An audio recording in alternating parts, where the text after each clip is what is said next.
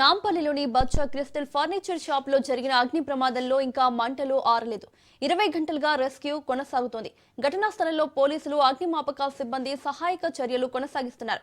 Cellar కు JCB సాయంతో రంధ్రం చేస్తున్నారు రెస్క్యూ సిబ్బంది. ఫైర్ ఇంజిన్ల సాయంతో నీటిని పంపిస్తున్నారు.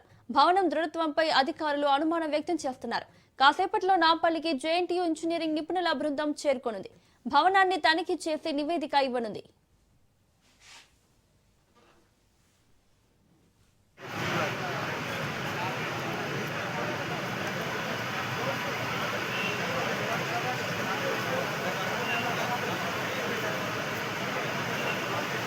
येलो कलर मारो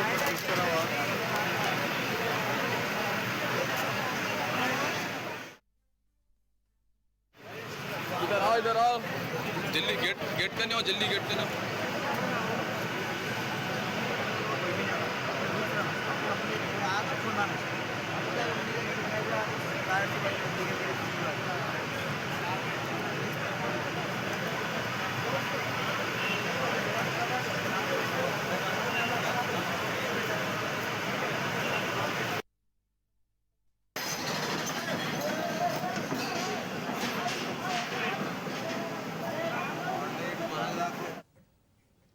ఇదే అంశానికి సంబంధించి మరిన్ని అప్డేట్స్ మా ప్రతినిధి ప్రవీణ్ లైవ్ లో అందిస్తారు. ప్రవీణ్, 20 గంటలుగా మంటలు ఆర్పడానికి ప్రయత్నిస్తున్నప్పటికీ మంటలు ఇంకా అదుపులోకి రాలేదని తెలుస్తోంది. నాంపల్లిలో అసలు ఏం జరుగుతోంది అక్కడ? మనం చూసుకున్నదంటే నిన్న మధ్యాహ్నం 2 గంటల ప్రాంతంలో అయితే అగ్ని ప్రమాదం జరుగుతుంది. సుమారుగా ఇప్పటి వరకు 20 గంటలు కావస్తుంది. ఇంకా ఎన్డీఆర్ఎఫ్ బృందాలతో పాటు మొత్తం టోటల్ గా 8 డిపార్ట్మెంట్ చెందిన వాళ్ళు అయితే ఆపరేషన్ లో పాల్గొంటున్నారు. ఇప్పటికే అయితే సెల్లార్లు 2 సెల్లార్లు ఇక్కడ చిన్న సెల్లార్లో మొత్తం అక్కడ ఆ యొక్క ఫర్నిచర్ ను డంప్ చేయడం జరిగింది. రీసెంట్ గా 3 రోజుల కింద కూడా ఈ యొక్క ఫర్నిచర్ ఇక్కడ తీసుకొని రావడం జరిగింది. అయితే ఆ ఫర్నిచర్ కు మొత్తం కూడా భారీగా మంటలు అంటుకోవడం వలన గట్టంగా తెగలున్నాయి. ఆ యొక్క ఫైర్ సెల్లార్లకు తెగడానికి అవకాశం లేకపోవడంతో మనం చూస్తున్నాం. ఇప్పుడు అక్కడ అయితే ఇటాచి సాయంతో భారీ ఇటాచి సాయంతో ఇక్కడ ఉన్నటువంటి యొక్క సెల్లార్లకు లోపలికి వెళ్లేందుకు ఆ భారీ గుంట తీసా ఇప్పుడే చూసుకోవచ్చు. అయితే ఇప్పటికే ఒక 8 మీటర్ల లోపు కూడా అయితే గుంటను చేయడం జరిగింది. దీని నుండి మొత్తంగా చూసుకునే కనుక ఇక్కడ నుండి వెళ్ళడానికి చుట్టూగా యొక్క బిల్డింగ్ కు సెల్లార్లకు రంధ్రాలు చేసేసి వాటర్ లోకి పంపిస్తున్నారు. వాటర్ ని పంపించినా కూడా ఇక్కడ ఉన్నటువంటి యొక్క క్రమం లోపల ఆ వాటర్ అయితే లోపలికి వెళ్ళే అవకాశం లేకుండా గట్టలు కూడా 20 గంటలు కావచ్చు. అయితే మనం పొగలు చూడొచ్చు ఏ విధంగా ఆ యొక్క పొగలు వచ్చినట్టు ఈ యొక్క సిచ్యువేషన్ ని మనం చూస్తున్నాం. ఎక్కడ కూడా ఇక్కడ ఈ యొక్క బిల్డింగ్ లోపలికి వెళ్ళడానికి అవకాశం లేకుండా పోయింది. ఇప్పుడే సంఘటన స్థలానికి ఎమ్మెల్యే రాజేశ్వరి కూడా రావడం జరిగింది.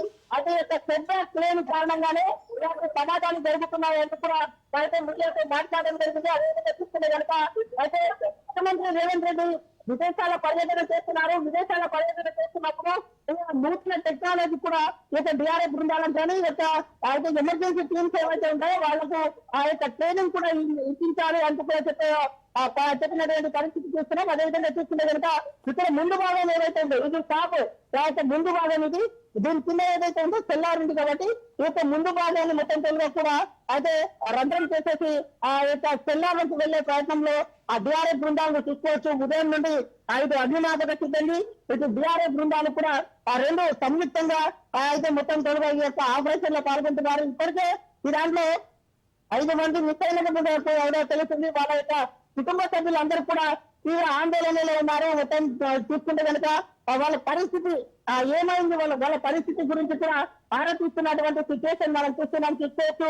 ఇప్పటికే భారీ ఎత్తున ఇక్కడికి ఒక్కరొక్కరుగా అయితే వాళ్ళ ఫ్యామిలీ ఉదయం నుంచి ఇక్కడే నిన్న రాత్రి నుంచి కూడా ఇక్కడే ఉన్నారు. రాత్రి ఇక్కడ ఉన్న క్రమం లోపల ఈ యొక్క సంఘటన స్థలానికి ఒకైతే చూసుకోవచ్చు. రానేసిన అయితే గోసమల్ ఎమ్మెల్యే రాజాసింగ్ కూడా ఇప్పుడే వచ్చారు. అయితే సార్ చెప్పండి సార్, అయితే నిన్నటి నుండి కూడా మీరు అబ్జర్వ్ చేస్తూ ఉన్నారు. అధికారులను ఏమైనా అడిగారా సార్? ఇంకా అదుపు రావడానికి లోపలికి వెళ్ళాలంటే ఎంత సమయం పడుతుంది?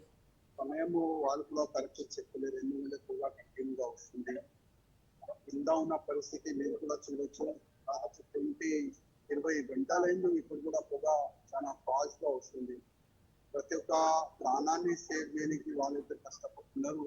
కానీ ప్రతి ఒక్క ప్రాణం కూడా మంచిగా ఉండాలని ఆ దేవతను నేను కూడా మంత్రులని. కానీ పరిస్థితి అయితే చాలా బాగా అయితే కనబడుతుంది. సార్ రీసెంట్ గా నాంపల్లిలో కూడా ఇలాంటి సంఘటన జరిగింది, చార్మినార్ దగ్గర ఇలాంటి సంఘటన జరిగింది. అయితే ఇంకా అధునాతన టెక్నాలజీ ఏమన్నా అవసరం ఉంటుందంటారు? 1000 మంది చనిపోతే కూడా మున్సిపల్ కానీ ముఖ్యమంత్రి కానీ రియాక్ట్ కాదు. ఎందుకంటే ప్రాణం వాళ్ళకి ముఖ్యం లేదు, డబ్బులు వాళ్ళకి.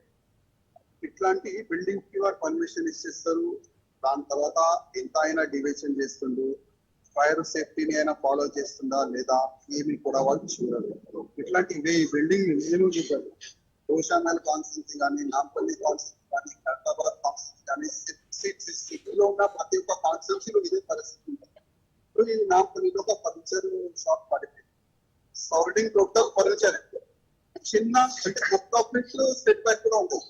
అట్లాంటి ప్రదేశం సెల్లార్లో ఫర్నిచర్ పెట్టుకుంటారు. పార్కింగ్ సెల్లార్ అంటే పార్కింగ్ ఉండాలి, కానీ ఆ పార్కింగ్ లో కూడా ఫర్నిచర్ పెట్టుకుంటారు, పైన ఫర్నిచర్ పెట్టుకుంటారు. అసలు పైనకి పోనీకి కింద రాని కూడా అవకాశం ఉంటుంది. అట్లాంటి కండిషన్ ఉండదు. ఇప్పుడు ఏం చేస్తున్నారు, నేను అడుగుతున్నా మున్సిపల్ అధికారికి అడుగుతున్నా, మా కలెక్టర్ మేడం నిన్నట్టు వాళ్ళకి అడుగుతున్నా, అసలు ఏంది నెక్స్ట్ ఇట్లాంటి సంఘటన జరుగుతున్నది. ఒకవేళ జరిగితే ఏ ప్రాణం కూడా నష్టం జరుగుతుంది, దానికి ఏదైనా ప్లాన్ మీ దగ్గర ఉందా అడుగుతుంది. సార్ ఇక్కడ 2 సెల్లార్లు ఉన్నాయంటున్నారు. ఇటువంటి సెల్లార్లు ఉండేటప్పుడు అయితే అధికారులు కూడా దాంట్లో ఈ విధంగా చెక్ చేయవలసిన అవసరం ఏమైనా ఉంటుందో? 100% ఉన్నది. కనీసం ఇప్పుడైనా డివిజన్ వైజ్ మీరు మీటింగ్ పెట్టండి. కమర్షియల్ కాంప్లెక్స్ కానీ, కమర్షియల్ షాప్ కానీ అందరికీ ఒక మీటింగ్ పెట్టి ఫైర్ సిస్టమ్ గురించి ఫస్ట్ మీరు ప్లాన్ చేయండి. ఫైర్ సిస్టమ్ ఉండాలి, డివిజన్ ఉండాలి. ఒకవేళ ఇట్లాంటి అగ్ని ప్రమాదం జరిగితే వెనుక నుంచి బ్యాగ్ నుంచి సైడ్ నుంచి ఆ మంటని కంట్రోల్ చేసి అట్లాంటి ఒక సిస్టమ్ ఉండాలి. కనీసం ఇప్పుడైనా వాళ్ళు మేల్కొని ఒక మీటింగ్ పెడితే బాగుంటుంది. ఇది చూసుకోవచ్చు. మొత్తం తొలిగా కూడా ఫైర్ సేఫ్టీ సిబ్బందిని కూడా ఒక ట్రైనింగ్ ఇవ్వాలి, ఒక మీటింగ్ ఏర్పాటు చేయాలి. ఇటువంటి సెట్ బ్యాక్ ఎవరు పర్మిషన్ ఇచ్చారు అంటే ఇక్కడ చెప్తున్నారు. ఇప్పటికైనా అధికారులు స్పందించాలి, అధికారులు స్పందించి దాని మొత్తం తొలిగా చూసుకోవచ్చు. ఇప్పటికే మనం చూస్తున్నటువంటి సిచ్యువేషన్ చూస్తే ఆ భారీ ఇటాచి సాయంతో సెట్ బ్యాక్ మొత్తం తొలిగా కూడా తీసేసే ప్రయత్నం చేస్తున్నారు. 5 ఎన్డీఆర్ఎఫ్ బృందాలతో పాటు డిఆర్ఎఫ్ బృందాలు కూడా చేరుకున్న తర్వాత చూసుకోవచ్చు. ఇటాచి సాయంతో అక్కడ ఉన్నటువంటి ముందు భాగాన్ని మొత్తం కూడా తీసేసే ప్రయత్నంలో కూడా ఉన్నట్టుగా తెలుస్తుంది. చూసుకోవచ్చు. ఇప్పటికే ఆ డిఆర్ఎస్ బృందాల బ్యాంక్ కూడా చూసుకోవచ్చు. రెస్క్యూ టీం ఇప్పటికే లోపలికి వెళ్తుంది. లోపలికి వెళ్ళిన తర్వాత దీన్ని మొత్తం తోలుగా తీసేసి పంపించడానికి ప్రయత్నాలు కూడా చేస్తున్నారు. ఇప్పటికే ఫైర్ ఇంజన్లు కూడా మనం చూస్తూ ఉన్నాం. 10 ఫైర్ ఇంజన్లతో ఆ మంటలను ఆపేందుకైతే అయితే అధికారులు చూస్తున్నారు. ఉదయం నిన్న చూసి కూడా ఇప్పుడే 10 ఫైర్ ఇంజన్లు తీసుకుని వచ్చారు. వాటర్ కంటిన్యూ చేస్తున్నారు. అయితే చెడ్డ కారణంగానే ఇది జరిగిందంటూ కూడా అదే రాజులతో ఎక్స్క్లూజివ్ గా మాట్లాడినటువంటి గౌతమాల్ ఎమ్మెల్యే మాట్లాడినటువంటి మొత్తంగా కూడా ఇప్పుడు దీన్ని మొత్తం తీసేయాలి. తీసేసిన తర్వాత తెలంగాణకు వాటర్ పంపిస్తారు. వాటర్ పంపించిన తర్వాత ఇంకా రంధ్రం నుంచి ఆయన టీఆర్ఎస్ బృందాలు కానీ, రెస్క్యూ టీం కానీ ఇక రంధ్రంలో నుండి ఆ టీంకి వెళ్ళడానికి ప్రయత్నం చేస్తారు. అయితే ఎక్కడ కూడా 4 వైపులను కూడా దానికి ఉన్నటువంటి 4 వైపులను కూడా మొత్తంగా అయితే రంధ్రాలు చేస్తూ వస్తున్నారు. 20 గంటలు మొత్తం 20 గంటలు అవుతుంది. 20 గంటల అయిన ఇంకా యొక్క పంటలు అదుపులోకి వస్తున్నాం. కానీ అయితే పొగలు చూసుకోవచ్చు. ఇంకా యొక్క బిల్డింగ్ లో కూడా పొగలు ఏ విధంగా వస్తున్నాయి, కింద 9 కొద్ది పొగలు వస్తున్నాయి. ఇప్పటికే జేఎన్టీయూ బృందం కాసేపట్లో జేఎన్టీయూ ఇంజనీర్స్ బృందం కూడా ఇక్కడ చేరుకుంటుంది. ఈ యొక్క బిల్డింగ్స్ మొత్తం తొలగి కూడా అయితే చిన్నగా మొత్తం కింద పడుతుండడం చూస్తూ ఉన్నా. వాటికి సంబంధించి బిల్డింగ్ నాణ్యత గురించి కూడా ఒక రిపోర్ట్ కూడా ఇవ్వనున్నట్టుగా తెలుస్తుంది. ఇప్పటికే అధికారులు మొత్తంగా ఈ బిల్డింగ్స్ ఉన్నటువంటి ఒకటే ఎగ్జిక్యూటివ్ కాకుండా 2 స్థలాలు అక్రమంగా నిర్మించారు. అక్రమంగా నిర్మించిన తర్వాత కూడా అందులో కూడా ఉండేటటువంటి ఏదైతే ఫర్నిచర్ ఉంటుందో అక్కడే డంప్ చేయడం జరిగింది. అక్కడే మ్యానుఫాక్చరింగ్ కూడా జరుగుతుంది. కాబట్టి మ్యానుఫాక్చరింగ్ వచ్చి ఆ చెత్త పెంపుడుకున్నది నిర్మిస్తున్నాయి. థర్మోకాల్ కూడా ఉంది. కాబట్టి ఈ విధంగా ఆ ప్రమాదం జరిగింది. ఆ చెప్తున్నటువంటి పరిస్థితులను మనం చూస్తున్నాం. ఇంకో 2 గంటల సమయం కూడా పట్టొచ్చు. ఈ మొత్తం తెల్లారకు రంధ్రం చేయాలి. రంధ్రం చేసిన తర్వాత అక్కడి నుండి వాటర్ పంపిస్తారు. వాటర్ పంపించాక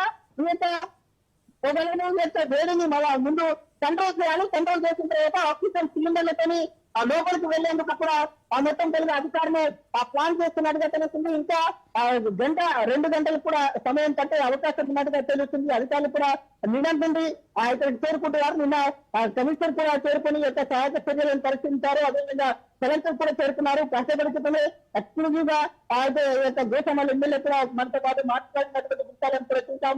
అయితే ఇటువంటి సెట్ బ్యాక్ ఏమి కారణంగా ఇటువంటివి చాలా ఉన్నాయి. వీటిపైన ఎంత తీసుకుంటా, ఇంకా ఎన్ని రోజులు తీసుకుంటారు? ఖచ్చితంగా ఇది ఒకటే ఫర్నిచర్ షాప్ కాదు, ఇంకా కొన్ని ఫర్నిచర్ షాప్స్ ఉన్నాయి. ఆ ఫర్నిచర్ షాప్ కూడా అయితే ఏ విధంగా సెట్ అవుతుందో అందరికీ కూడా చూడాలి. అగ్నిమాపకాలు సంభవించినప్పుడు వాళ్ళకు కొద్దిగా ట్రైనింగ్ కూడా ఇవ్వాలి అంటూ కూడా చెప్తున్నటువంటి పరిస్థితిని చూస్తున్నాం. అదేవిధంగా ఏదైతే డిఆర్ఎస్ బృందాలు కానీ ఆ యొక్క అయితే రెస్క్యూ బృందాలకు కూడా కొంత ట్రైనింగ్ ఇవ్వాలి అంటూ కూడా చెప్తున్నటువంటి అభినాదన ఆ ట్రైనింగ్ ఇవ్వాలంటూ కూడా చెప్తున్నటువంటి పరిస్థితి చూస్తున్నాం. నిన్న కూడా రోబోటిక్ సాయంతో కూడా ఆ యొక్క మంటలను ఆపే ఆ విధంగా ప్రయత్నాలు చేసినా 20 గంటలు కావస్తుంది. 20 గంటలు కూడా ఇంకా మంటలు అదుపులోకి వచ్చినా పొగలు మాత్రం దట్టంగా పొగలు అలుముతున్నాయి. 5గురు మిస్ అయ్యారని కూడా అయితే బంధువులు ఆరోపిస్తున్నారు. కాబట్టి 5గురు ఆచూకీ తెలియాలి. 5గురు ఎలా ఉన్నారు, వాళ్ళ ఆరోగ్య పరిస్థితి ఎలా ఉంది అనేది కూడా తెలియాల్సింది. కాబట్టి ఖచ్చితంగా ఇప్పుడు చూస్తున్నటువంటి మన బాంధ్రంలో ఏదైతే ఇటాచి ఉందో ఆ ఇటాచి సాయంతో ఆ యొక్క మొత్తానికి కూడా ఆ యొక్క తెల్లారికి రంధ్రం చేసే పనులు పడ్డారు. ఆ రంధ్రం చేసిన తర్వాత ఇక్కడ నుండి ఆ యొక్క వాటర్ ను పంపించేసి ఫస్ట్ ఆ యొక్క తెల్లారిలో ఉండేటటువంటి ఆ ఫర్నిచర్ లో ఉండేటటువంటి మంటల్ని కట్టడి చేసిన తర్వాత ఆ తెల్లారిని గుండా ఆ యొక్క రెస్క్యూ టీం వెళ్తుంది అని కూడా చెప్తున్నటువంటి సిచ్యువేషన్ చేస్తుంది. Right Praveen, thank you.